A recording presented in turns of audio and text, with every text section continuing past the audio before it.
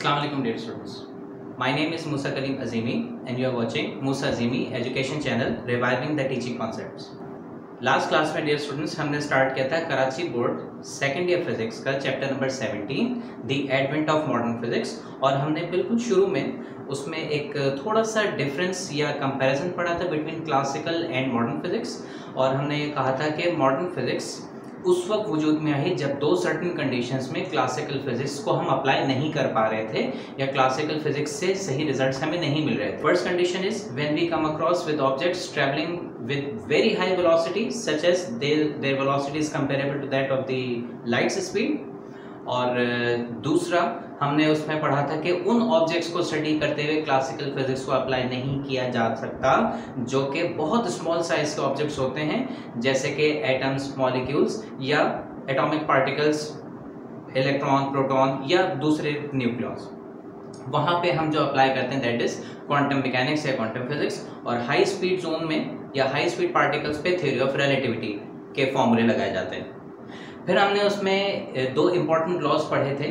एक थ्योरी थी actually that was Prevost theory of heat exchange, और उस थ्योरी में हमने पढ़ा था कि हर बॉडी हर टेम्परेचर पे कुछ ना कुछ रेडिएशंस को एब्जॉर्ब भी कर रही होती है।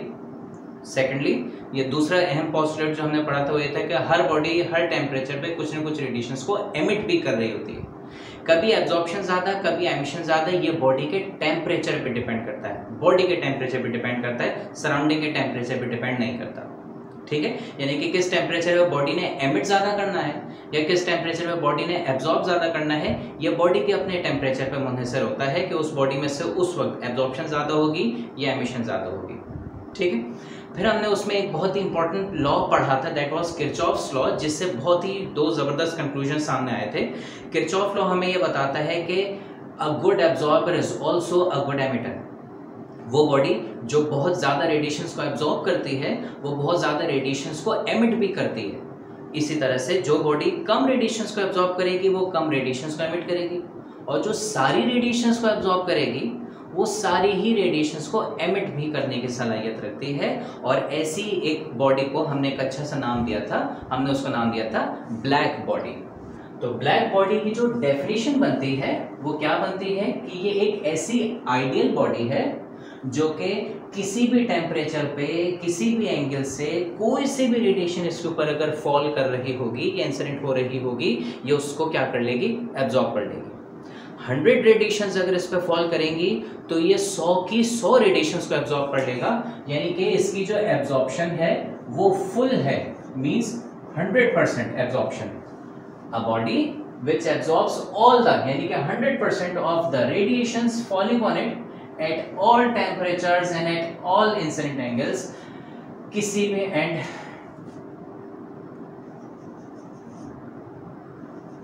at any incident angle, इसको हम कहते हैं ब्लैक बॉडी। ब्लैक बॉडी का नाम ब्लैक इसलिए रखा जाता है क्योंकि लो टेम्परेचर पे हमें ये बॉडी ब्लैक कलर की दिखती है। लेकिन ब्लैक बॉडी के बारे में हमने पढ़ा था, बहुत सारी बातें हमने उसमें की थी कि ब्लैक बॉडी ज़रूरी नहीं है कि अगर ब्लैक कलर हुआ होगा उसके ऊपर तो ज़रूरी नहीं है कि आपको ब्लैक कलर की दिखेगी। ब्लैक बॉडी हमें सिर्फ लो टेम्परेचर पे ब्लैक कलर की दिखती है, लेकिन ज़रा भी उसका टेम्परेचर हाई होता है या कुछ हायर टेम्परेचर के ऊपर वो ब्लैक बॉडी हमें ब्लैक नहीं दिखती। और क्यों नहीं दिखती? Again because of Kirchhoff's law. Kirchhoff ने कहा था कि वो जो अच्छी एब्जॉर्बर है body, black body perfect absorber हमने नाम दिया, वो परफेक्ट एमिटर भी है। और ब्लैक बॉडी क्या करती है, क्योंकि सारी रेडिएशन एब्जॉर्ब करती है लिहाजा सारी रेडिएशन एमिट करेगी। वो जब सारी रेडिएशन एमिट करती है तो वो सारी रेडिएशन जब हमारी आंख में जाती हैं तो हमें उस रेडिएशन का अगर कुछ कलर है तो उस कलर की बॉडी हमें दिखती है। और हमने कहा था कि जो नेचुरल ब्लैक बॉडीज हैं उसमें से सन का जिक्र हमने किया था, उसमें हमने स्टार्स का जिक्र हमने किया था। ठीक है, ये परफेक्ट ब्लैक बॉडीज तो नहीं है लेकिन can be considered as a perfect black body. और उसका भी एक रीजन है, वो भी थोड़ी देर में मैं आपको बताता हूँ कि why we say that they are near to या close to perfect black bodies. Ideal black body कोई भी नहीं होती। सिर्फ ब्लैक होल्स के बारे में ही कहा जाता है कि ब्लैक होल्स ही वो वाहिद एंटिटी हैं जो कि नेचुरली एग्जिस्ट करते हैं कि जिसमें सारी की सारी रेडिएशंस हर टेम्परेचर और हर एंगल से एब्जॉर्ब हो जाती हैं। लेकिन अच्छा, फिर हमने इस कहा था कि किरचॉफ लॉ ने कहा था कि good absorber is a good emitter also, तो ये उसका कॉन्सिक्वेंस बन गया, एब्जॉर्प्शन की वजह से एमिशन होती है। अगर वो एब्जॉर्ब करेगा तो ही एमिट भी करता है, तो मैक्सिमम रेडिएशन जो वो एब्जॉर्ब कर चुका होता है वही मैक्सिमम या सारी radiations, all radiations at all temperature वो भी करता है, एमिट भी करता है। ठीक है, यानी कि किसी भी बॉडी को अगर हम ब्लैक बॉडी से कंपेयर करें तो नंबर वन, ब्लैक बॉडी ने बाकी बॉडीज के मुकाबले में एब्जॉर्प्शन तो ज़्यादा करनी ही है, सारी की सारी एब्जॉर्प्शन करता है। लेकिन अगर किसी नॉर्मल बॉडी को, जिसको ग्रे बॉडी भी कहते हैं, एक बॉडी ब्लैक बॉडी होगी जो ब्लैक बॉडी नहीं भी होती, कुछ एब्जॉर्ब करती है कुछ छोड़ देती है, तो वो पार्शियल एब्जॉर्प्शन की वजह से उसको हम ग्रे बॉडी भी कहते हैं। तो एक ग्रे बॉडी या नॉर्मल बॉडी का ये और एक ब्लैक बॉडी को जब हम कंपेयर करेंगे तो किसी भी टेम्परेचर को उठा लीजिए, ब्लैक बॉडी ने हमेशा ज़्यादा ही एब्जॉर्ब करना है नॉर्मल बॉडी के मुकाबले में, और ब्लैक बॉडी ने हमेशा उस खास टेम्परेचर पे ज़्यादा एमिट भी करना है बनिस्बत नॉर्मल बॉडी के या ग्रे बॉडी के। मिसाल के तौर पे ये देख लीजिए, एक छोटा सा सिनेरियो ऐसे समझ लें कि सपोज एक ब्लैक बॉडी है और एक नॉर्मल जिसको हम ग्रे बॉडी कहते हैं, दोनों के ऊपर 100 रेडिएशंस इंसिडेंट की गई, ब्लैक बॉडी पे भी 100 भेजी, नॉर्मल या ग्रे बॉडी पे भी 100 भेजी, तो जो ब्लैक बॉडी है वो सारी की सारी 100 रेडिएशन एब्जॉर्ब करेगा, और ग्रे बॉडी उसके मुकाबले में सपोज 50 रेडिएशन 60 रेडिएशंस एब्जॉर्ब करेगा। उसकी एब्जॉर्प्शन कितनी है? 60 रेडिएशंस की। और जब एमिट करेगा तो गुड एब्जॉर्बर गुड एमिटर, इसने ज्यादा एब्जॉर्ब किया तो ये ज्यादा अच्छा एमिटर होगा, ज्यादा रेडिएशंस भी एमिट करेगा, तो जब ये एमिट करेगा तो एमिट भी 100 करेगा, और इसने एब्जॉर्ब ही 60 की हैं 60 की हैं तो ये एमिट भी 60 करेगा। ठीक है, तो किरचॉफ के लॉ से हमें बात पता चली, good absorber is a good emitter, और वो एमिट क्या करता है? वही रेडिएशंस एमिट करता है जो उसने पहले अपने पास एब्जॉर्ब करके रखी होती है। ठीक है, ब्लैक बॉडी एक आइडियल कंसेप्ट है, परफेक्ट ब्लैक बॉडी कोई भी नहीं होती, लेकिन क्लोज टू ब्लैक बॉडी हम बना सकते हैं। ऐसे मटेरियल्स को स्टडी किया गया और हमें कुछ ऐसे मटेरियल सामने नजर आए कि जो 100 की 100 रेडिएशंस अगर उसके ऊपर फॉल कर रही हो तो 100 की 100 तो नहीं कर देंगी, लेकिन क्लोज टू 100 जैसे 95, 96, 98, 99, तो उसमें एक नाम आता है लैम्प ब्लैक का या कार्बन ब्लैक जिसे हम कहते हैं, कि मोमबत्ती अगर जल रही है तो उसके ऊपर आप ऐसे हाथ रखें, या लालटेन अगर जल रही है तो उसमें से जो ब्लैक ब्लैक कलर के पार्टिकल्स डिपॉजिट हो जाते हैं, दे आर कार्बन ब्लैक, और उनकी एब्जॉर्प्शन पावर 98 to 99% होती है, यानी कि 100 में से 98 या 99 रेडिएशंस को वो एब्जॉर्ब करने की सलाहियत रखते हैं। रिसेंट स्टडीज से ये बात पता चली कि एक और मटेरियल है जिस मटेरियल का नाम है वेंटा ब्लैक। ये भी कुछ साल पहले की, शायद साल 2 साल पहले की होगी, ये मटेरियल है वेंटा ब्लैक, जिसकी एब्जॉर्प्शन 99.96% है, यानी कि ये 99.96% ब्लैक बॉडी है।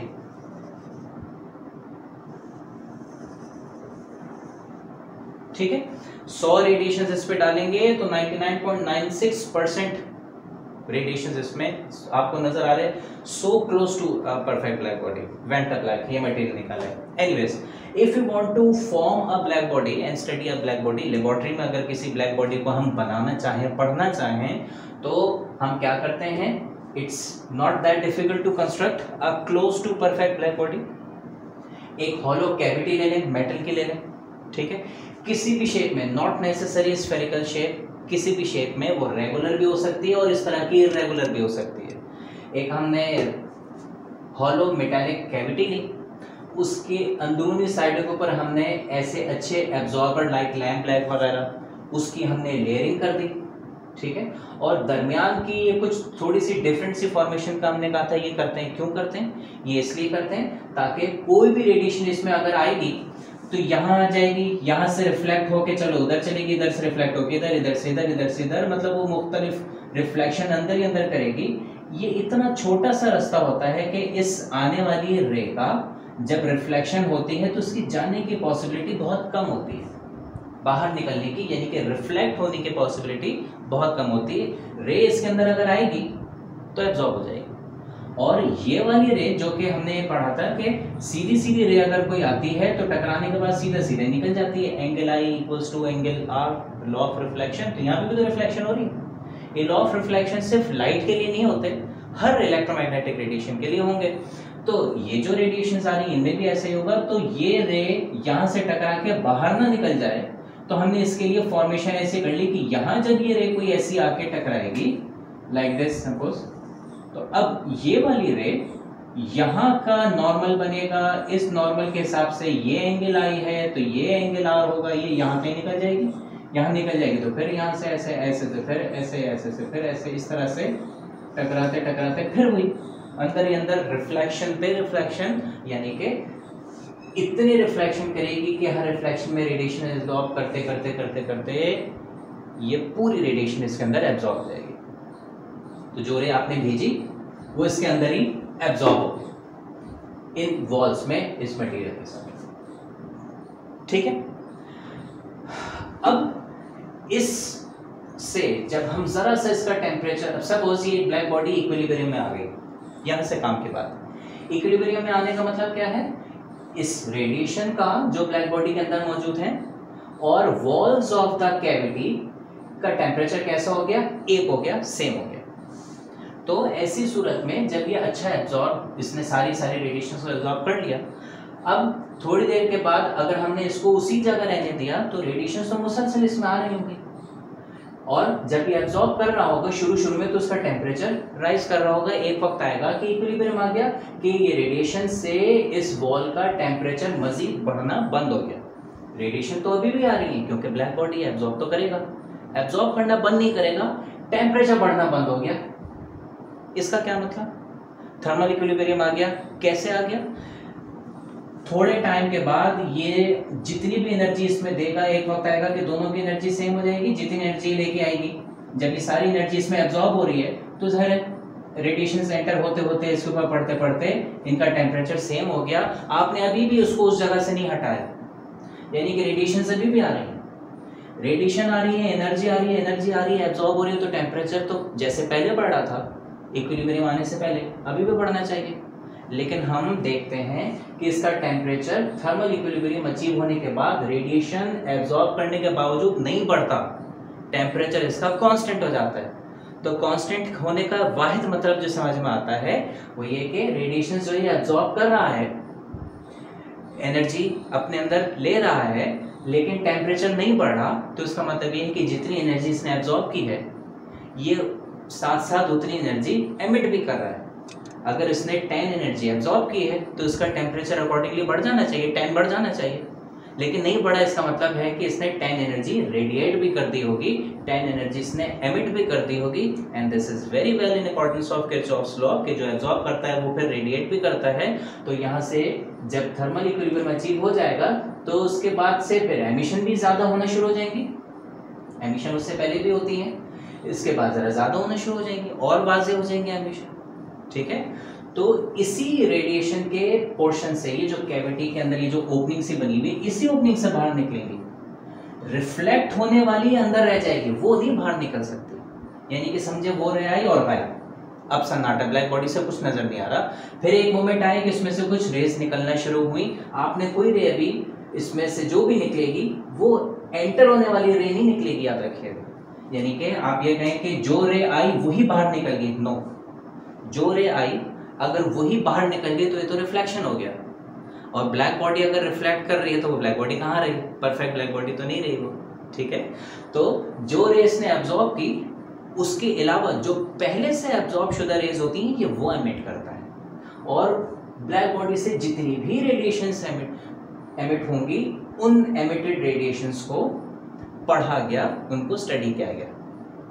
क्योंकि इस ब्लैक बॉडी से रेडिएशंस निकलती हैं, एमिट होती हैं, लिहाजा इस सिस्टम को, ब्लैक बॉडी जिसको हम कह रहे हैं, कैविटी रेडिएटर भी कहा जाता है, क्योंकि इस कैविटी में से रेडिएशंस निकल रही होती है। ये जैसे मैंने आपको पहले बताया, ये ज़रूरी नहीं है कि एक स्फेरिकल शेप की ही बॉडी हो, ये किसी भी इर्रेगुलर शेप की हो सकती है। उस इर्रेगुलर शेप में भी ऐसा ही होगा कि जो इसमें रेडिएशंस आएंगी वो रेडिएशंस इसमें सपोज ऐसे आ गई, ठीक है, यहाँ चली गई, यहाँ चली गई, यहाँ चली गई, यहाँ चली गई, इधर चली गई, इधर चली गई, ऐसे आ गई, ऐसे आ गई, तो एक दफ़ा रे इसमें आ गई, समझो ट्रैप हो गई, और ट्रैप होने के बाद उसने इसमें फाइनली एब्जॉर्ब हो ही जाना है, और उसके बाद फिर इसमें से भी कुछ रेडिएशंस एमिट होना शुरू हो जाएंगे। ठीक है, इस ब्लैक बॉडी से जो रेडिएशंस निकल रही हैं, एमिट हो रही हैं, इनकी भी वही खासियत होगी क्योंकि ये वही तो रेडिएशंस थी जो एब्जॉर्ब हो गई थी। ठीक है, अब इसका टेम्परेचर ऐसा आ गया, इक्विलिब्रियम ऐसा आ गया, और इसने जो रेडिएशंस एमिट करना शुरू की वो वही रेडिएशंस हैं जो इसके अंदर से पहले एब्जॉर्ब हुई थी। लिहाजा ये जो रेडिएशंस हैं थर्मल इक्विलिब्रियम पे, ये जो रेडिएशंस हैं, इन रेडिएशन की वही कैरेक्टरिस्टिक होती है जो इसमें एब्जॉर्ब हुई हुई रेडिएशंस होती हैं। तो रेडिएशंस जो कि एब्जॉर्ब हुई भी होती हैं, एब्जॉर्ब रेडिएशंस, और जो रेडिएशंस एमिट हुई भी होती हैं, एक ही बात है, जो रेडिएशन पहले एब्जॉर्ब हुई भी थी वही तो एमिट हुई भी थी। अब अगर हमें इन रेडिएशंस को पढ़ना हो, अब अगर हमें इन रेडिएशंस की कैरेक्टरिस्टिक्स देखनी हो कि इनकी क्या क्या प्रॉपर्टीज हैं, इनकी क्या क्या खुसूसियात हैं, तो दो बातें, या तो वो रे जो अंदर इसमें एब्जॉर्ब होगी उसको पढ़ लो, which is difficult obviously, black body के अंदर जाके तो हम पढ़ने से रहे, या तो फिर ये कि जब ये एमिट हो उस एमिटेड रेडिएशन को आप स्टडी करें, क्योंकि वही है जो इस ब्लैक बॉडी से होके आई है, जो ब्लैक बॉडी ने पहले एब्जॉर्ब कर ली थी। तो इन रेडिएशंस को पढ़ा गया और टेम्परेचर की बुनियाद पे, based on the temperature of the black body, जो उससे रेडिएशंस निकल रही हैं, एमिट हो रही हैं, उन रेडिएशंस की कैरेक्टरिस्टिक्स को, उन रेडिएशंस की प्रॉपर्टीज को पढ़ा गया, और उस स्टडी में से दो बहुत इंपॉर्टेंट लॉज सामने आए। एक लॉ को हम कहते हैं वीन्स डिस्प्लेसमेंट लॉ, जो कि जर्मन फिजिसिस्ट विल्हेम वीन ने प्रोवाइड किया, और दूसरा है दो ऑस्ट्रियन फिजिसिस्ट हैं, उस लॉ को कहते हैं स्टीफन बोल्ट्जमैन्स लॉ।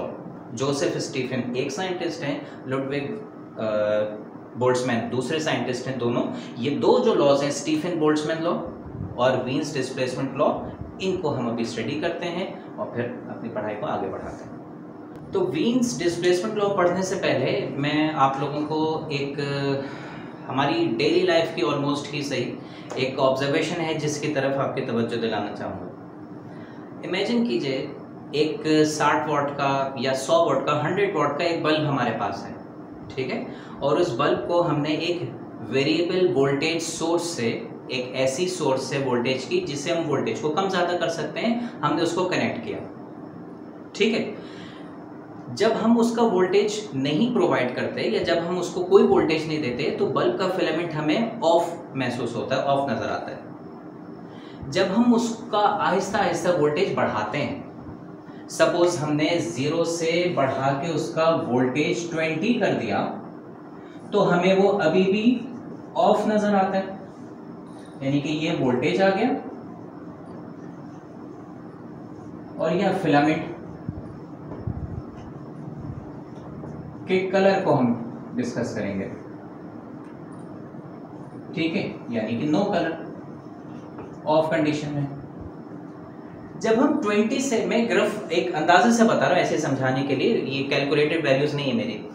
तो जब हम वोल्टेज को और बढ़ाते हैं, 20 से बढ़ा के हमने 22 कर दिया, 24 कर दिया, 25 कर दिया, तो यहाँ से लो वोल्टेज के ऊपर, सपोज 25 वोल्ट्स के ऊपर, हमें उसका बहुत ही हल्का सा रेड कलर का सा ग्लो उसमें से नजर आता है, यानी कि 25 वोल्ट्स के करीब आप कह लीजिए, या इसको भी 0 से 20 या 25 कह लीजिए, 24 कह लीजिए, 24 कह लीजिए, चलो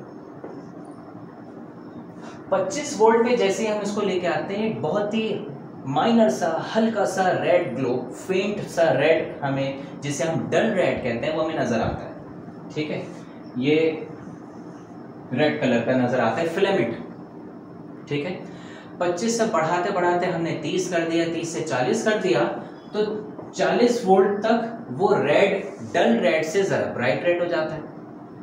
ठीक है, हम उसको रेड ही रहने देते हैं, रेड ही समझते हैं। मजीद जब वोल्टेज हम बढ़ाते हैं तो आहिस्ता आहिस्ता उसका कलर ऑरेंजिश होना शुरू हो जाता है, रेड से बढ़ के ऑरेंजिश, और सपोज 40 से लेके 60 वोल्ट तक उसका कलर ऑरेंज के रेंज में आ जाता है, वही लाइट ऑरेंज, फिर थोड़ा सा और ब्राइट ऑरेंज हो जाएगा। 60 से मजीद बढ़ाना शुरू करते हैं, सपोज 60 से लेके हमने 80 तक उसको कर दिया, तो वो येलो की रेंज में आ जाता है, जरा येलो सा होना शुरू हो जाता है। ठीक है, और मजीद बढ़ाने पे आहिस्ता आहिस्ता, सपोज आपने उसको 100, 100, 110 तक पहुंचते पहुंचते अप्रोक्सीमेटली 100, 110 तक पहुंचते पहुंचते वो वाइट की रेंज में आ जाता है, यानी कि वो ग्लो इतना तेज हो जाता है, ब्राइटनेस तो बढ़ती है साथ साथ उसकी, लेकिन कलर भी चेंज हो रहा होता है। ठीक है, रेड की भी ब्राइटनेस पहले डल थी, उसके बाद फिर ब्राइट रेड हो गया। ऑरेंज भी पहले लाइट ऑरेंज या डल ऑरेंज था, फिर जरा ब्राइट हो गया। तो ब्राइटनेस तो साथ साथ बढ़ रही है, लेकिन कलर भी चेंज हो रहा है। तो 110, 120 वोल्ट तक पहुंचते पहुंचते वो कलर येलो से चेंज होता होता ऑल ऑफ अ सडन हमें व्हाइट नजर आना शुरू हो जाता है। ये जो चेंजेस हैं वोल्टेज के रिस्पेक्ट से, इन चेंजेस को स्टडी किया गया और ये ढूंढा गया कि ये क्यों चेंज हो रहे हैं। तो ये नजर आया कि जो वोल्टेज है, एक्चुअली वोल्टेज इंक्रीज कर देने से कलर में चेंज आ रहा है। तो वोल्टेज में ऐसी क्या स्पेशलिटी है कि दे change colour of the glowing bulb. तो उससे ये आइडिया हुआ कि वोल्टेज बढ़ाने से एक्चुअली करंट इंक्रीज करता है, ओम्स लॉ, और जब किसी चीज में से करंट पास करता है तो वो गर्म होना शुरू हो जाती है, उसका टेम्परेचर बढ़ता है। तो वोल्टेज असल में क्या कर रहा है, वोल्टेज असल में टेम्परेचर बढ़ा रहा है। ठीक है, increasing voltage means increasing the temperature, और टेम्परेचर के चेंज होने से कलर चेंज हो रहा है। कलर का मतलब क्या होता है, कलर का मतलब होता है फ्रीक्वेंसी। किसी न किसी लाइट का जो कलर होता है, वो उस लाइट का जो भी कोई कलर होता है, वो कलर उसकी फ्रीक्वेंसी को रिप्रेजेंट कर रहा होता है, जिसमें रेड की फ्रीक्वेंसी सबसे कम होती है। आपको याद होगा visible spectrum, wave, violet, indigo, blue, green, yellow, orange, red, ये इंक्रीजिंग फ्रीक्वेंसी है। ठीक है, तो रेड की कम फ्रीक्वेंसी, ऑरेंज की कम, उससे ज्यादा, येलो की उससे ज्यादा, उसके बाद फिर बढ़ते बढ़ते व्हाइट, यानी कि फ्रीक्वेंसी उसकी राइज कर रही है। तो जैसे जैसे हमने ये स्टडी किया कि टेम्परेचर राइज करता है, वैसे वैसे फ्रीक्वेंसी जो एमिट हो रही है, एमिशन की फ्रीक्वेंसी भी राइज करती है। फ्रीक्वेंसी राइज करती है तो इसका मतलब ऑल्टरनेटिवली हम यूं भी कह सकते हैं कि वेवलेंथ उसकी डिक्रीज करती है, बिकॉज हम जानते हैं कि v is equal to F lambda. तो frequency is v by lambda, तो फ्रीक्वेंसी और वेवलेंथ का इनवर्स रिलेशन है। तो टेम्परेचर बढ़ाने से एमिट होने वाली रेडिएशन की फ्रीक्वेंसी भी बढ़ती है, या यूं कहिए उसकी वेवलेंथ कम होती है। जैसे जैसे टेम्परेचर बढ़ता है वैसे वैसे एमिट होने वाली फ्रीक्वेंसी बढ़ती है, मींस जैसे जैसे टेम्परेचर बढ़ता है वैसे वैसे एमिट होने वाली जो वेव है उसकी वेवलेंथ डिक्रीज होती है, रिड्यूस होती है, कम होती है, शॉर्टन होती है। ठीक है, एक डाटा प्लैटिनम वायर का हमारे सामने मौजूद है, कॉपर वायर के भी हैं। ठीक है, प्लैटिनम वायर का ये डाटा हमारे सामने मौजूद है कि ये टेम्परेचर और ये कलर में चेंज, जितना वोल्टेज बढ़ाया इतना के 500 डिग्री सेंटीग्रेड आ गया। जैसे ही प्लैटिनम वायर का टेम्परेचर 500 डिग्री सेंटीग्रेड पहुंचता है, उसका डल रेड कलर हमें नजर आता है। जब 900 डिग्री सेंटीग्रेड होता है बढ़ते बढ़ते, तो वो डल से चेरी रेड हो जाता है, रहा अभी भी रेड ही। और बढ़ाया टेम्परेचर आपने तो वो ऑरेंज हो गया, मजीद बढ़ाने पे yellow, till it becomes white upon further increasing the temperature. ये ऑब्वियसली येलो से बढ़ के इसमें और भी कलर्स आए होंगे। येलो के बाद कौन आता है, येलो के बाद ग्रीन भी है, ब्लू भी है, इंडिगो, वॉयलेट तक पहुंच जाता है। ठीक है, और फिर सब जब आ जाते हैं तो ये व्हाइट बन जाता है। तो ये ग्रेजुअली इसमें फ्रीक्वेंसी भी, अभी भी इसमें टेम्परेचर बढ़ रहा है, 5 से बढ़ा के 9 से 11 से 13 से 1600, फिर टेम्परेचर बढ़ाया, फिर फ्रीक्वेंसी बढ़ी, फिर वेवलेंथ रिड्यूस हुई। तो जैसे जैसे टेम्परेचर बढ़ता है, ये एक इंपॉर्टेंट हमें बात समझ आई कि increasing temperature increases frequency and lowers the wavelength। ये बड़ी इंपॉर्टेंट ऑब्जर्वेशन थी। टेम्परेचर बढ़ाने से वेवलेंथ कम होती है, या टेम्परेचर बढ़ाने से फ्रीक्वेंसी बढ़ जाती है। ठीक है, ऑलराइट, एक चीज मैं आपको यहाँ पे और साथ साथ बता दूं कि बल्ब से जो रोशनी निकलती है वो येलो कलर की नजर आती है, लेकिन वी स्टिल से कि वो वाइट है, और वो प्रैक्टिकली वाइट होती है, लेकिन वो येलो सी नजर आती है। वी से सन से भी जो रोशनी आती है वो वाइट होती है, वाइट लाइट होती है, लेकिन उसकी रोशनी का कलर जो है हमें येलो येलो सा दिखता है। तो जब वो येलो कलर की नजर आ रही है, then white is called white. तो एक छोटी सी बात सुन लीजिए, व्हाइट लाइट बाय डेफिनेशन उस लाइट को कहते हैं जिसको प्रिज्म से पास कराने पे, डिस्पर्स कराने पे 7 रंग हमें मिल जाए। यानी कि वो लाइट जो कि 7 रंगों से मिलके बनती है, डिस्पर्स होने के बाद 7 रंगों में बिखर जाती है, that light is called white light. तो हर वो लाइट जिसको प्रिज्म से पास करने पे 7 रंग मिलेंगे व्हाइट लाइट कहलाएगी। ठीक है, सनलाइट को भी ऐसे ही हम देखते हैं, या बल्ब की लाइट को भी ऐसे ही हम देखते हैं कि जब उस लाइट को डिस्पर्स करवाया जाता है उसमें 7 रंग ये वाले विबग्योर जो स्पेक्ट्रम कहलाता है, स्पेक्ट्रम मींस वो एनर्जी जो उससे निकल रही है, ठीक है, वो लाइट जो उससे निकल रही है। तो जो स्पेक्ट्रम व्हाइट लाइट से निकलता है डिस्पर्शन के बाद उसमें 7 कलर होते हैं। कुछ क्वांटिटी रेड कलर की होगी, कुछ क्वांटिटी ऑरेंज की होगी, कुछ येलो की, कुछ ग्रीन की, कुछ ब्लू की, कुछ इंडिगो वायलेट की। येलो कलर का दिखने का मतलब ये है कि उसमें येलो ज्यादा मिकदार में होगा, येलो कलर की वेव्स ज्यादा क्वांटिटी में होंगी, येलो लाइट ज्यादा मिकदार में मौजूद होगी, इस वजह से बाकियों के मुकाबले में येलो का प्रोपोर्शन ज्यादा होगा। This is why it appears to be yellow in colour, sunlight या बल्ब की light. Stars on the other hand, जब स्टार से हम लाइट लेते हैं या पढ़ते हैं, उस लाइट को पास करवाते हैं, उसमें से भी 7 रंग निकलते हैं, that is also white light, but stars appears blue. तो वो ब्लू क्यों दिखता है? क्योंकि उसकी व्हाइट लाइट के डिस्पर्शन के बाद ब्लू कलर का प्रोपोर्शन उसमें बाकी कलर के लाइट के मुकाबले में ज्यादा होता है, इसलिए वो हमें ब्लूइश ज्यादा दिखती है। कुछ लाइट्स में रेड अगर ज्यादा होगा तो वो रेड कलर की ज्यादा दिखेंगी, उसमें और भी हो सकती हैं, जो प्रोपोर्शन ज्यादा होगा वो कलर डोमिनेट करेगा, वो लाइट ज्यादा उस रंग की दिखेगी। ठीक है, तो back to Wien's law now. ये एक इंपॉर्टेंट बात थी जो हमने, एक इंपॉर्टेंट ऑब्जर्वेशन थी, ठीक है, और मैं कोशिश करूंगा कि साथ साथ वीडियो में आपको एक कलर ट्रांसफॉर्मेशन विजुअली दिखा भी सकूं। नहीं भी अगर हो पाता तो ये चेंजेस हमारे सामने मौजूद हैं हमारी ऑब्जर्वेशन में, we all see it, we all understand it very well. यह हमारे सामने एक अपैरेटस है, जिस अपैरेटस में हमने एक 100 वॉट का बल्ब लिया है और उस 100 वॉट के बल्ब को हमने कनेक्ट किया है एक 220 वोल्ट्स की वेरिएबल वोल्टेज सोर्स के साथ। ये वेरिएबल वोल्टेज सोर्स क्या करती है? ये वेरिएबल वोल्टेज सोर्स हमें मेन सप्लाई से आने वाले 220 वोल्ट्स को आउटपुट पे कम ज़्यादा करके दे सकती है। यानी कि हम चाहें तो इसके रेगुलेटर की मदद से, ये जो ब्लैक इसमें नॉब है ये रेगुलेटर है, इस रेगुलेटर की मदद से हम 220 वोल्ट को 0 से लेके 220 वोल्ट्स तक इसको कम ज़्यादा कर सकते हैं। अभी ये वोल्टेज रेगुलेटर 0 वोल्ट्स पे है, यानी कि अभी तक हमने इस फिलामेंट को, बल्ब को कोई वोल्टेज नहीं दिया, इसीलिए ये फिलामेंट हमें ऑफ पोजीशन में नज़र आ रहा है, यानी कि हमें कोई ग्लो शो नहीं कर रहा। अब हम इसके वोल्टेज को ग्रेजुअली बढ़ाते हैं और आहिस्ता आहिस्ता ये हमने बढ़ा के इसको कर दिया है 20 वोल्ट्स। लेकिन 20 वोल्ट्स पे पहुंचने के बावजूद अभी तक फिलामेंट ग्लो नहीं किया, यानी कि कोई लाइट इसमें से रेडिएट नहीं हो रही। वोल्टेज तो हमने दिए हैं 20 वोल्ट्स, लेकिन इसमें से लाइट रेडिएट होती हुई हमें नज़र ना आने का मतलब क्या है कि वेवलेंथ ये रिलीज तो कर रहा है लॉ के मुताबिक, लेकिन जो वेव्स ये रेडिएट कर रहा है वो सारी इंफ्रारेड रेडिएशन में है, इसीलिए हमें नज़र नहीं आ रही। अब मज़ीद जैसे हम इसमें वोल्टेज बढ़ाएंगे तो ये आहिस्ता आहिस्ता अपनी वेवलेंथ चेंज करेगा, जो कलर हमें बदलता हुआ नज़र आएगा, दैट वुड इंडिकेट कि इसमें अब हायर फ्रीक्वेंसी या मज़ीद लोअर वेवलेंथ की वेव्स इसमें से रिलीज़ होंगी। अभी इसका वोल्टेज हमने बढ़ा के 20 से 25 तक कर दिया, तो देखें आपको एक बहुत हल्का सा फेंट सा डल रेड किस्म का ग्लो आपको नज़र आ रहा है।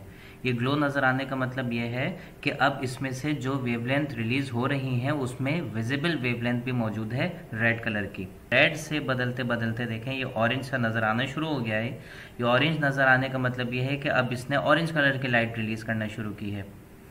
ये ऑरेंज से मज़ीद हम वोल्टेज को बढ़ा के ये अभी हमने कर दिया इसको 60 वोल्ट्स, तो आप देखें ये ऑरेंज कलर आपको चेंज होता हुआ नज़र आएगा येलो कलर के अंदर। ये इस वक्त 60 वोल्ट्स के ऊपर इसने येलो कलर रिलीज़ किया है सबसे ज़्यादा, रेड और ऑरेंज भी किया, लेकिन इस वक्त इस 60 वोल्ट के ऊपर जो टेम्परेचर फिलामेंट का बन गया उसमें सबसे ज़्यादा क्वांटिटी में रेड से ऑरेंज से भी ज़्यादा ये येलो कलर की वेव को रिलीज़ कर रहा है। इस 60 वोल्ट से मज़ीद अगर हम इस वोल्टेज को इम्प्रूव करते हैं या बढ़ाते हैं, 60 से ये 80 करें, 80 से 100 करें, तो ये आहिस्ता आहिस्ता वाइट की तरफ जाना शुरू हो जाता है।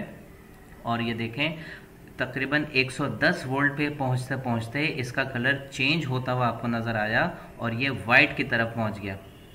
110 वोल्ट्स पे पहुंचने के बाद अब ये फिलामेंट वाइट ग्लो कर रहा है और मज़ीद इसमें हम जैसे जैसे वोल्टेज बढ़ाएंगे तो ये वाइट ही रहेगा, लिहाजा इससे आगे हम मज़ीद अब वोल्टेज नहीं बढ़ा रहे। लेकिन हमें ये नज़र आया कि जैसे जैसे हमने वोल्टेज को 0 से बढ़ाया हमने इसमें कलर ट्रांसफॉर्मेशंस, कलर चेंजेस देखे, यानी कि जो वेव्स रिलीज़ हो रही हैं उनकी वेवलेंथ रिड्यूस हुई है और ये सबसे पहले रेड से फिर और कम होकर ऑरेंज से फिर येलो और फिर by the time it reach 110 volts अब ये इसने वाइट कलर की लाइट इसमें से रिलीज करना शुरू की है।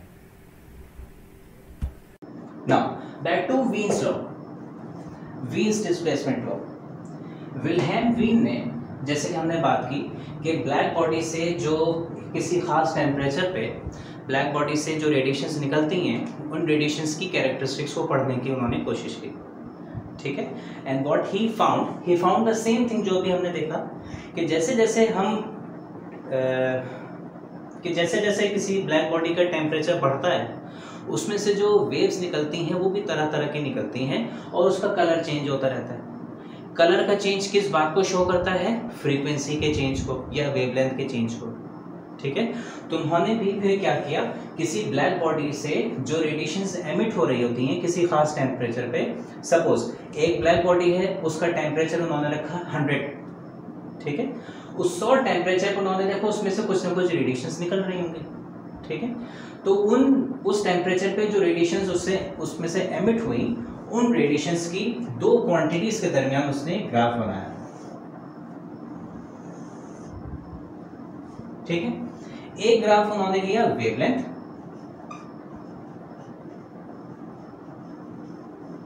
जिसे हम सिंबॉलिकली ग्रीक अल्फाबेट लैम्डा से शो करते हैं, और दूसरा उन्होंने लिया इंटेंसिटी,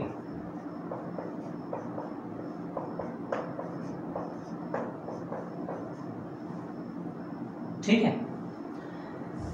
और उन्होंने ये देखा कि जब किसी जो अभी हमने एक्सपेरिमेंट पढ़ा उस एक्सपेरिमेंट का भी ग्राफ अगर हम ड्रॉ करना चाहें यहाँ पे तो वो कैसा था? सपोज ये है 400 नैनोमीटर, सपोज ये है 700 नैनोमीटर। ये क्या है?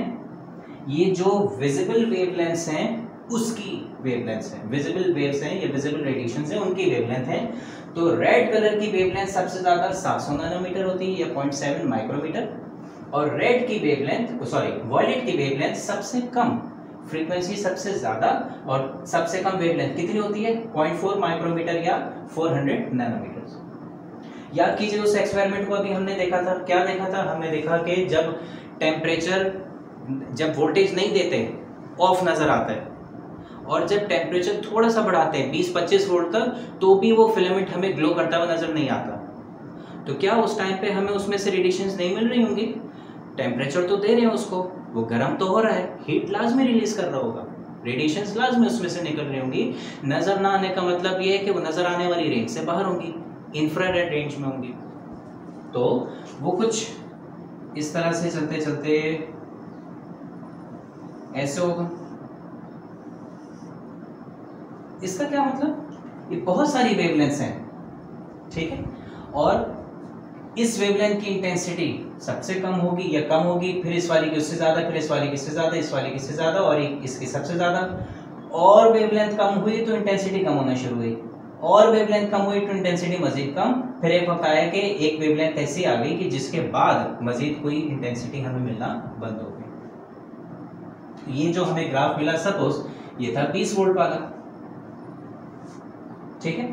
फिर हमने 20 वोल्ट से क्या किया? हमने 20 वोल्ट से बढ़ा के उसको 25 वोल्ट 40 वोल्ट तक किया, तो हमें उसमें रेड कलर देखा। रेड कलर देखने का मतलब ये है कि ये रेडिएशंस उसमें ऐसे, ये सारी वेवलेंथ नहीं निकल रही थी, हल्की सी रेड ग्लो हमें नजर आया।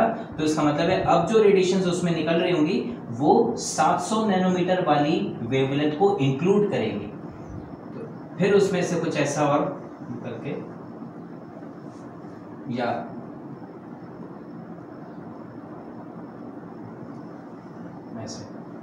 ये था सपोज हमारा 40 वोल्ट वाला, ठीक है, जिसको हम कहते हैं ये रेड कलर जिसमें डोमिनेंट था। फिर हमने देखा कि ऑरेंज वाली भी थी, यानी कि 40 से 60 के दरमियान, वो जो कर्व हमें देखा होगा, अब उसमें ऑरेंज की वेवलेंथ ये वाली होगी,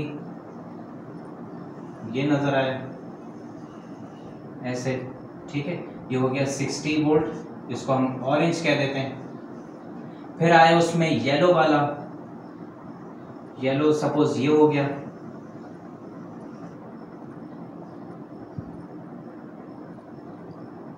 इसको हम 80 वोल्ट, और फिर एक टाइम आया, आई होप ये आप समझ रहे हैं उसको, मेरे पास जगह की वजह से मैं इसको ज़्यादा क्लियरली नहीं ड्रॉ कर पा रहा, ये वाइट होगा और ये हमारे पास वाइट यानी कि 110 वोल्ट वाला, कुछ ऐसे ही ग्राफ बनेगा, मिला उनको, बनेगा नहीं, मिला उनको ऐसा ग्राफ। तो उन्होंने देखा कि जो ग्राफ्स रेडिएशन से जो हमें ब्लैक बॉडी से जो रेडिएशंस हमें मिल रही होती हैं, उन एमिटेड रेडिएशंस का जब हम वेवलेंथ और इंटेंसिटी का ग्राफ बनाते हैं तो एक ये बेल शेप्ड कर्व हमें मिलता है, इसको हम बेल कर्व भी कहते हैं। बेल की शेप का है, बेल हम देखते हैं ना ऐसे शेप की होती है, ठीक है। तो इस तरह के ग्राफ को बेल शेप कहते हैं कि वैल्यू राइज करते करते मैक्सिमम पहुंच गई, फिर वहां से डिक्लाइन। तो ये उन्होंने देखा कि इस तरह से ग्राफ बनता है, और इस ग्राफ को फिर उन्होंने मजीद जब एनालाइज किया तो उनको अंदाजा हुआ कि हर ग्राफ में एक पीक जरूर आ रही है, ठीक है। इस वाले ग्राफ के पीक को अगर देखें तो ये वाला पॉइंट है और इसकी कुछ खास वेवलेंथ होगी, ये वो वेवलेंथ है जो मैक्सिमम इंटेंसिटी रख रही है, लाइक दिस। इस टेम्परेचर पे इससे ज्यादा इंटेंसिटी कोई भी नहीं मिली, और ये इंटेंसिटी किस वेव की है? उस वेव की है जिसकी वेवलेंथ एक्स एक्सिस के ऊपर यहां कट करने से मिल रही है। इसको हम कह देते हैं लैम्डा मैक्स। लैम्डा मैक्स क्या बना? लैम्डा मैक्स हमने कहा इंटेंसिटी, सॉरी लैम्डा मैक्स हमने किसको कहा? Wavelength of wave having maximum intensity. ये मैक्सिमम वेवलेंथ नहीं है, इससे बड़ी वेवलेंथ भी मौजूद है। ये अगर ये 1000 है तो 1100, 1200, 1300 भी मौजूद है, ठीक है। ये वेवलेंथ मैक्सिमम वेवलेंथ नहीं है, ये वेवलेंथ मैक्सिमम इंटेंसिटी। अब इंटेंसिटी का क्या मतलब होता है? आपको याद होगा इंटेंसिटी के बारे में हमने कहा था, हम इसको कहीं यहां लिख देते हैं, इसको भी मिटा देते हैं। इंटेंसिटी को अगर मैं आई कहूं, energy per unit area per unit time, किसी भी बॉडी से कितनी एनर्जी निकल रही होती है यूनिट एरिया में, यूनिट टाइम में, तो वो उसकी इंटेंसिटी कहलाती है, ठीक है। टोटल एनर्जी पूरी बॉडी से लेने के बजाय आप उस बॉडी के छोटे से हिस्से को पढ़ लो कि भाई इसमें से कितनी निकल रही है। एक हिस्से का एरिया अगर आपको मिल जाए तो पूरी बॉडी का एरिया मल्टीप्लाई करा के टोटल बॉडी से निकलने वाली एनर्जी मिल जाएगी 1 सेकंड में। अब बॉडी से एनर्जी तो बहुत देर तक, एक बॉडी को हीट अप अगर हम कर दें तो बहुत देर तक गर्म रहती है, बहुत देर तक एनर्जी निकालती रहेगी। हम अगर जानना चाहें कि इसमें से टोटल एनर्जी कितनी निकल रही है तो हमें बहुत देर तक इंतजार करना पड़ेगा जब तक कि वो बॉडी ठंडी होके नॉर्मल टेम्परेचर पे ना आ जाए। तो इतना टाइम हमारे पास शायद ना हो, ठीक है। तो हम क्या करते हैं, 1 सेकंड में निकाल लेते हैं। सपोज ये हमारे पास एक बॉडी है, पूरे का एरिया जानने के बजाय मैंने उसमें से ये एक एरिया निकाल लिया, ठीक है। 1 सेकंड में देख लिया कि इसमें से कितनी हीट निकल रही है, ये कितनी एनर्जी निकल रही है। एक एरिया है ये, एक टाइम के अंदर, 1 सेकंड टाइम के अंदर। तो अगर वो बॉडी 3 घंटे लगाती है या 10 घंटे लगाती है तो 1 सेकंड में अगर वो 10 एनर्जी निकाल रही है तो 10 घंटे में कितना बनेगा? 36,000। 36,000 से आप उसको मल्टीप्लाई करा दीजिए, ठीक है। अगर एक का एरिया 1 है और पूरी बॉडी का एरिया 10 है तो आप उसको 10 से भी मल्टीप्लाई करा दें तो टोटल एनर्जी आपको मिल जाएगी। ये एनर्जी, सॉरी ये इंटेंसिटी, ठीक है। तो इंटेंसिटी क्या है? किसी भी बॉडी को हम एक छोटा सा टुकड़ा उसका मार्क कर लेते हैं कि भाई बस पूरे बॉडी को पढ़ने का बजाय इस छोटे से हिस्से पे फोकस करो। यहाँ से 1 सेकंड में कितनी रेज आ रही हैं तो वो एब्जॉर्ब होने वाली इंटेंसिटी, या यहाँ से 1 सेकंड में कितनी रेज रिलीज होके जा रही हैं तो वो रेडिएट होने वाली इंटेंसिटी एमिशन की इंटेंसिटी कहलाएगी। ठीक है, तो ये इंटेंसिटी हमें जितनी ज्यादा वेव्स निकल रही होंगी उतनी ज्यादा मिलेगी। तो फिजिकल मीनिंग इंटेंसिटी का क्या हुआ, 1 सेकंड में 1 मीटर स्क्वायर एरिया में जितनी ज्यादा एनर्जी निकल रही है, एनर्जी कौन लेके आ रहा है, वेव लेके आ रही है। जितनी ज्यादा वेव्स रिलीज हो रही होंगी उतनी ज्यादा इंटेंसिटी, उतनी ज्यादा एनर्जी। तो हम कहते हैं इंटेंसिटी का मतलब नंबर ऑफ वेव्स, वेव्स की क्वांटिटी। हम इसको ऐसे समझते हैं कि 1 सेकंड में एक एरिया से जितनी ज्यादा इलेक्ट्रोमैग्नेटिक वेव्स निकल रही होंगी, नंबर ऑफ इलेक्ट्रोमैग्नेटिक वेव्स जितना ज्यादा हो रहा होगा, एनर्जी उसमें से उतनी ज्यादा निकल रही होगी। तो इंटेंसिटी को हम नंबर ऑफ वेव्स भी कह सकते हैं, या नंबर ऑफ रेडिएशंस में यहाँ पे ज्यादा प्रिसाइसली यूज करूं, नंबर ऑफ रेडिएशंस। ठीक है, इसको ऐसे समझिएगा, intensity means number of radiations. तो उन्होंने ये जो ग्राफ बनाया इसमें उन्होंने देखा कि लैम्डा मैक्स यानी कि ये वाली जो वेवलेंथ है ये सबसे ज्यादा इंटेंसिटी यानी कि सबसे ज्यादा क्वांटिटी में मौजूद है स्पेक्ट्रम में। इस पूरी रेंज में बहुत सारी वेवलेंथ्स निकल रही थी, इससे कम भी थी, इससे ज्यादा भी थी। ये ज्यादा वाली वेवलेंथ है, कम वाली वेवलेंथ है, लेकिन ये वाली वेवलेंथ बाकियों के मुकाबले में सबसे ज्यादा थी।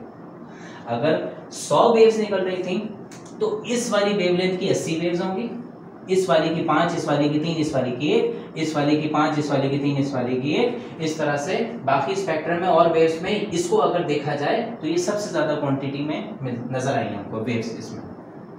फिर उन्होंने देखा कि 20 के बजाय 40 वोल्ट का ग्राफ अगर ले तो उसमें भी एक पीक नजर आ रही है, यानी कि उसका भी लैम्डा मैक्स है।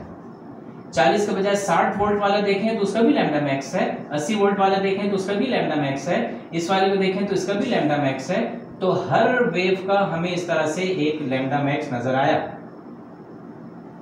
ठीक है, पीक उसकी सेम भी हो सकती है, पीक ज्यादा भी हो सकती है, पीक मैटर नहीं करती, ये अलग अलग पीक्स हो सकती हैं, लेकिन लैम्डा मैक्स एक पीक वेवलेंथ जरूर मिलेगी।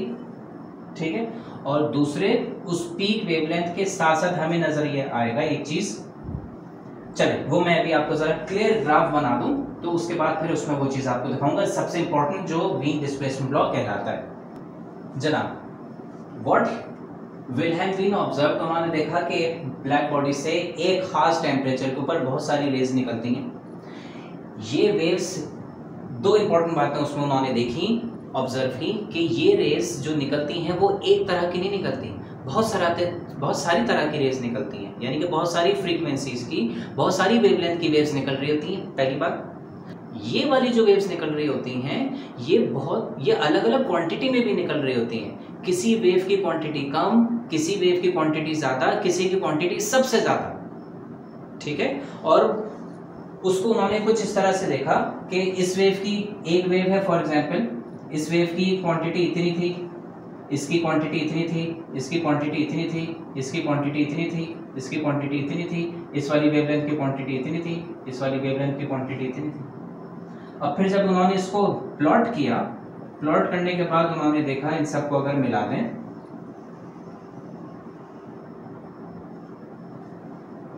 ये आ गया टेम्परेचर T1 के ऊपर सपोज। ठीक है, और उन्होंने देखा कि इस टेम्परेचर पे एक ऐसी वेवलेंथ है जो इंटेंसिटी में सबसे ज्यादा है, इससे ज्यादा यानी कि क्वांटिटी में सबसे ज्यादा है। इस टेम्परेचर पे इससे ज्यादा इंटेंसिटी की कोई और वेव नहीं है, यानी कि हमारा स्पेक्ट्रम सबसे ज्यादा इस तरह की वेव्स को शो करता है। इसको उन्होंने लैम्डा मैक्स का नाम दिया। लैम्डा मैक्स का मतलब मैक्सिमम इंटेंसिटी रखने वाली वेव्स, मैक्सिमम तादाद में मिलने वाली वेव्स। ठीक है, ये उन्होंने ऑब्जर्व किया। पहली चीज क्या देखी, एक तरह की वेव नहीं निकलती, बहुत सारी तरह की वेव्स निकलती। ये भी कुछ अलग वेवलेंथ है, ये भी अलग वेवलेंथ है, वेवलेंथ अलग हो गई मतलब वेव अलग हो गई। ठीक है, और दूसरी चीज उन्होंने देखी कि ये जो अलग अलग वेवलेंथ्स निकलती हैं ये अलग अलग तादाद में निकलती हैं, किसी की कम, किसी की ज्यादा, और एक की तादाद सबसे ज्यादा होती है। ठीक है, फिर उन्होंने कहा ओके, एक टेस्ट और करते हैं, अब उसका टेम्परेचर हम बढ़ा देते हैं। अगर वो 100 केल्विन टेम्परेचर पे थी तो अब उसको 200 केल्विन पे रख दो, यानी कि अगर वो T1 पे थी तो हमने उसको T2 कर दिया। T2 टेम्परेचर कर देने पे हमें वो कुछ इस तरह से नजर आए।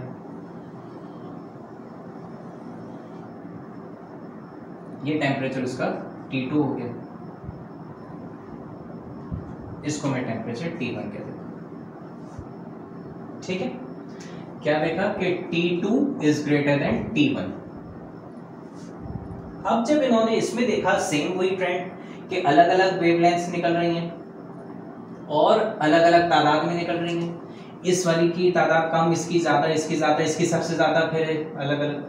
अगर सेम तादाद की निकल रही होती तो ग्राफ स्ट्रेट लाइन मिलता, सबकी तादाद एक, लेकिन स्ट्रेट लाइन ग्राफ तो नहीं मिला, ग्राफ तो बेल कर्व मिला। ठीक है, और इसमें भी इन्होंने देखा कि एक वेव ऐसी है जो कि सबसे ज्यादा इंटेंसिटी रखती है इस टेम्परेचर पे, और इसकी जो वेवलेंथ है उसको उन्होंने ये कह दिया। सपोज T2 टेम्परेचर पे जो मैक्सिमम वेवलेंथ है उसको मैं λ2 कह दूं, और T1 टेम्परेचर पे जो मैक्सिमम वेवलेंथ मिली उसको मैं λ1 कह देता हूं। सही है। फिर उन्होंने और टेम्परेचर बढ़ाया, टेम्परेचर को मजीद इंक्रीज किया, तो मजीद इंक्रीज करने पे उनको ग्राफ कुछ इस तरह से मिला। This was temperature T3।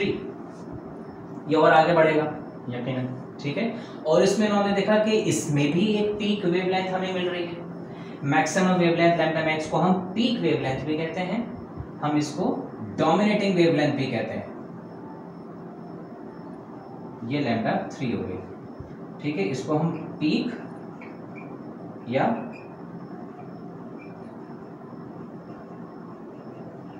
Dominating wavelength भी कहते हैं। ठीक है, क्यों?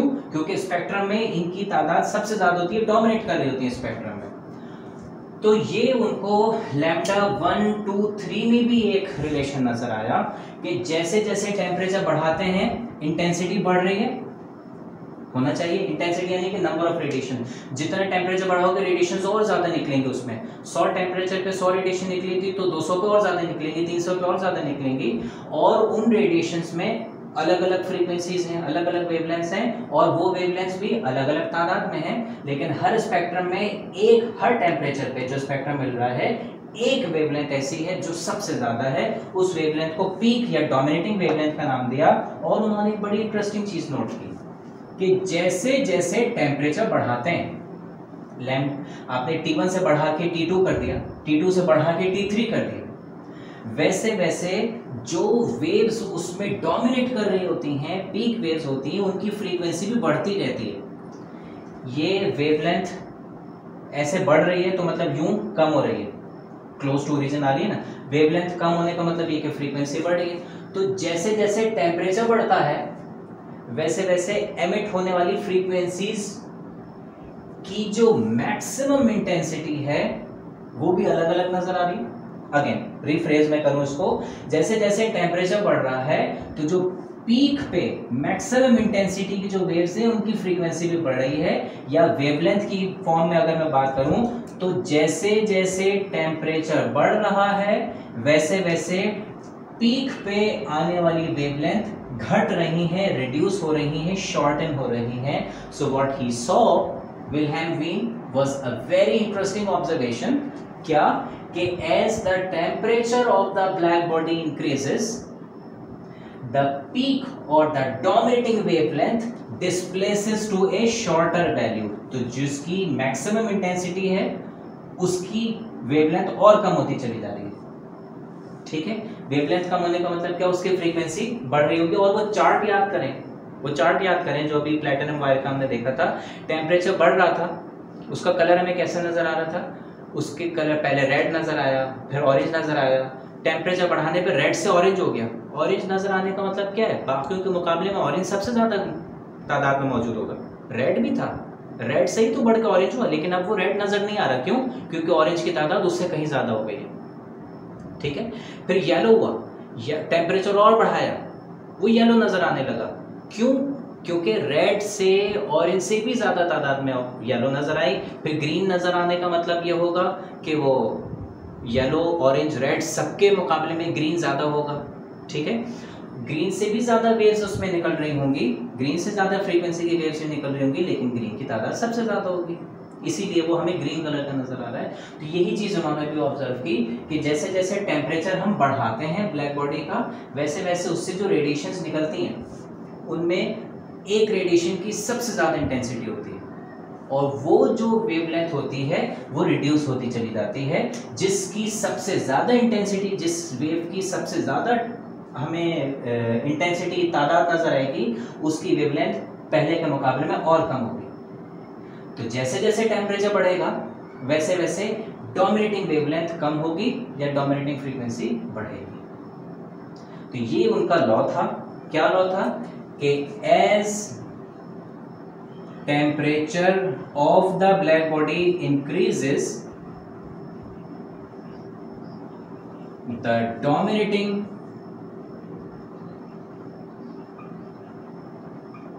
wavelength, the peak or the dominating wavelength decreases या displaces to a shorter value, यानी कि decreases। और इसी displacing to a shorter value की वजह से इस लॉ को डिस्प्लेसमेंट लॉ कहा गया। ये इस पूरे लॉ की स्टेटमेंट है। क्या वीन ने क्या ऑब्जर्व किया? उन्होंने ऑब्जर्व किया कि किसी ब्लैक बॉडी को जब हम एक खास टेम्परेचर पे रखते हैं तो उससे एमिशन होती है। उन एमिशन में बहुत सारी तरह की वेवलेंथ्स निकल रही होती हैं और उन वेवलेंथ्स की तादाद भी, इंटेंसिटी भी अलग अलग होती है। लेकिन हर टेम्परेचर के ऊपर अलग अलग तादाद में वेवलेंथ्स निकलती हैं, अलग अलग क्वांटिटी की वेवलेंथ्स निकल रही होती हैं, ठीक है। लेकिन हर टेम्परेचर पे एक वेवलेंथ ऐसी होती है जो सबसे ज़्यादा होती है। और जैसे जैसे टेम्परेचर बढ़ता चला जाता है, ज़्यादा मिकदार में जो वेव्स मिल रही होती है उनकी वेवलेंथ भी कम हो रही होती है।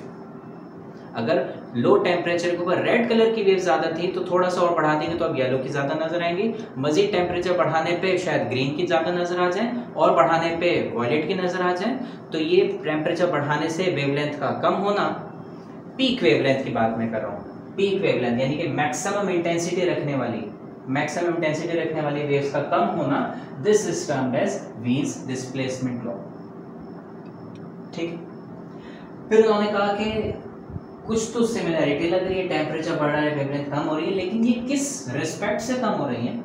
क्या इस टेम्परेचर और इस वेवलेंथ के दरमियान कोई रिलेशन बन सकता है कि टेम्परेचर बढ़ा दिया, डबल कर दिया तो वेवलेंथ भी हाफ हो गई, ठीक है। तो ये उन्होंने जब ऑब्जर्व किया तो उन्होंने ये देखा कि इस टेम्परेचर पे जिससे ब्लैक बॉडी से रेस निकल रही, इसे ब्लैक बॉडी का टेम्परेचर कहते हैं, ठीक है। इस ब्लैक बॉडी के टेम्परेचर पे जो रेस निकलती हैं उसमें ये जो मैक्सिमम वेवलेंथ हमें मिल रही है, ये मैक्सिमम वेवलेंथ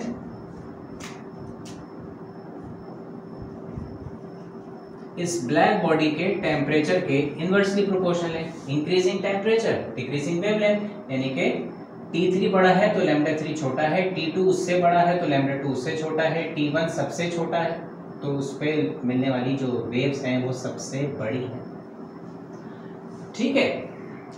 फिर यहाँ पे उन्होंने टेम्परेचर को जो कि यहाँ डिवाइड हो रहा है वहां जाके मल्टीप्लाई करा दिया और इन्होंने कहा lambda max is equal to कोई कांस्टेंट है जिसको बी कहते हैं टाइम्स या बी अपॉन टी, जिससे उन्होंने ये lambda max times T is equal to B derive किया, वेयर ये बी क्या है? ये वीन के नाम पे ही कांस्टेंट है, प्रोपोर्शनलिटी कांस्टेंट है जिसे वीन्स कांस्टेंट कहते हैं, ठीक है। और इसकी वैल्यू होती है 2.898 एक्सपोनेंट -3, जिसको पॉइंट राउंड ऑफ करके 0.0029 में लिखते हैं। यूनिट बताइए इसकी क्या बनेगी? बी की यूनिट में लैम्डा मैक्स, जिसकी यूनिट होती है SI मीटर, और टेम्परेचर, ये सारे एब्सोल्यूट टेम्परेचर हैं यानी कि केल्विन में है, तो ये बी की वैल्यू बनती है 2.898 एक्सपोनेंट -3 मीटर केल्विन, डैश लगा दो ताकि आप इसको मिली केल्विन ना समझे, या 0.0029 मीटर केल्विन, ठीक है। ये लॉ है। दूसरे टेम्परेचर पे T2 टेम्परेचर पे भी जब उन्होंने देखा, इसका तो उन्होंने देखा कि जो λ1 मल्टीप्लाई बाय T1 का आंसर था, जब λ2 peak wavelength at temperature T2 इन दोनों को मल्टीप्लाई करते हैं तो भी ये कांस्टेंट आंसर आता है B, और T3 टेम्परेचर पे मिलने वाली वेवलेंथ λ3 को जब मल्टीप्लाई करते हैं तो भी यही आंसर आता है कांस्टेंट B। तो λ1 T1 is equal to λ2 T2 is equal to λ3 T3, ये भी वीन्स लॉ की स्टेटमेंट से हम कह सकते हैं। और ये सब किसके बराबर है? B यानी वीन्स कांस्टेंट 0.0029 या 2.898 एक्सपोनेंट -3 मीटर केल्विन। ये लॉ एस्ट्रोनॉमी के फील्ड में एक बहुत बड़ा ब्रेक थ्रू साबित हुआ। कैसे? तो प्रीवोस्ट की थ्योरी से ये पता था कि हर बॉडी हर टेम्परेचर पे अगर रेडिएशंस को एब्जॉर्ब कर रही है तो वो बॉडी हर टेम्परेचर पे रेडिएशंस को एमिट भी कर रही है। तो हर बॉडी से रेडिएशंस एमिट हो रही होती हैं और उनकी एमिशन में कुछ न कुछ वेवलेंथ्स भी होंगी अपनी में। लैम्डा मैक्स भी मिलेगा किसी का, लैम्डा मैक्स मिलेगा, उस लैम्डा मैक्स को जब हम B से डिवाइड करा देंगे, यानी कि B upon lambda max, sorry, उस लैम्डा मैक्स से जब B को डिवाइड करा देंगे तो T की वैल्यू हमें मिल जाएगी। तो ये जो lambda max into T is equal to B है, यहां से अगर हम T को अलग करना चाहें तो this will be B upon lambda max, और यहां पे लैम्डा मैक्स अगर आपको मिल जाए किसी भी स्पेक्ट्रम में, मैक्सिमम इंटेंसिटी की वेवलेंथ अगर आपको पता चल जाए, B तो कांस्टेंट है ही 0.0029 या 2.898 एक्सपोनेंट -3 मीटर केल्विन, इन दोनों को डिवाइड करा के हम उस बॉडी का एक अप्रोक्सीमेट टेम्परेचर निकाल सकते हैं। इसी तरीके से सन का टेम्परेचर निकाला गया। सन से जो रेडिएशंस हमें मिल रही थी, सन से जो स्पेक्ट्रम नजर आया, उस स्पेक्ट्रम को जब स्टडी किया तो उस स्पेक्ट्रम में सबसे ज्यादा प्रोपोर्शन में कौन सी नजर आती है? येलो, ठीक है। तो यहाँ पे उस स्पेक्ट्रम से मैक्सिमम इंटेंसिटी के मिलने वाली वेवलेंथ को यहाँ पुट किया, B की जो वैल्यू है उसको यहाँ पे पुट किया, दोनों को डिवाइड कराया और डिवाइड करा के अप्रोक्सीमेट टेम्परेचर ऑफ सन मिला तकरीबन 5800 केल्विन। कहीं 6000 केल्विन भी अप्रोक्सीमेट किया जाता है, कहीं 5780 भी लिखा जाता है, बट रफली 5800 केल्विन पे सभी एग्री करते हैं। तो this is how the approximate temperature of sun was found using Wien's displacement law, and we didn't stop here only. Temperature of sun पे नहीं रुके, बल्कि स्टार्स के टेम्परेचर भी नजर आए, इसलिए कि बहुत सारे स्टार भी हमें आसमान पे नजर आते हैं, उनसे भी रेडिएशंस आ रही होती हैं, उनमें भी लैम्डा मैक्स को देखा गया। उन लैम्डा मैक्स को जब हम B को लैम्डा मैक्स से डिवाइड कराते हैं तो कुछ स्टार्स का टेम्परेचर 2000 मिला, कुछ का टेम्परेचर 10,000 मिला, कुछ का टेम्परेचर 25,000 मिला, ठीक है। 40,000 तक का अप्रोक्सीमेट किया गया है। स्टार एक है जिसका टेम्परेचर 40,000 भी है। तो ये अप्रोक्सीमेट टेम्परेचर्स हैं डिफरेंट सेलेस्टियल या एस्ट्रोनॉमिकल बॉडीज के, सन के, स्टार के, जो हमें आसमान पे चमकते दमकते नजर आते हैं। And all these approximate temperatures were calculated courtesy of वीन्स displacement law. Exact नहीं है, क्योंकि एग्जैक्ट तो हमें वहां जाके ही पता चलेगा, वहां जा नहीं सकते, तो अप्रोक्सीमेट से काम चलाना पड़ता है। सो वीन्स डिस्प्लेसमेंट लॉ इस वजह से एस्ट्रोनॉमी के अंदर एक बहुत बड़ा रेवोल्यूशन लेके आया, ठीक है।